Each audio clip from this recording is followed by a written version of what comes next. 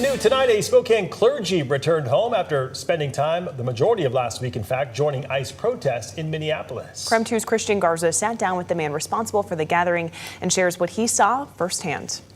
After 4 days of joining protests in Minneapolis, 11 clergy members are back home. We witnessed and now we're telling the stories. Dr. Jer Swigart works with clergy and other peacemakers to deal with conflict. He planned this trip as protests in Minneapolis continue to grow, joining 1,000 other clergy members working to protect those peacefully protesting. We watched roving bands of 200, 300 people moving through the streets, singing songs. We pray together.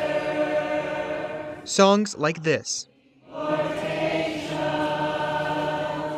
It grew my belief that we can actually unify as a community. During his time in Minnesota, Swigart says he was part of two demonstrations, one outside the Target headquarters because the company allowed ICE to stage in their parking lot, and the other demonstration was outside the airport to protest airlines working with ICE for deportations, both of which he says were successful. Despite the nonviolent protesting, Swigart says he had a feeling throughout his time in Minnesota that there would be some sort of retaliation. And it wouldn't be because of protesters, it would be because of ICE. The morning Swigart left Minneapolis, Alex Preddy was shot and killed by federal agents on the street. Our constitutional rights are being threatened at a breathtaking pace. And so I witnessed our constitutional rights to protest being compromised. We're watching people being executed in our own streets for exercising our constitutional rights. Border Patrol Commander Greg Bavino had this to say following Saturday's shooting. This looks like a situation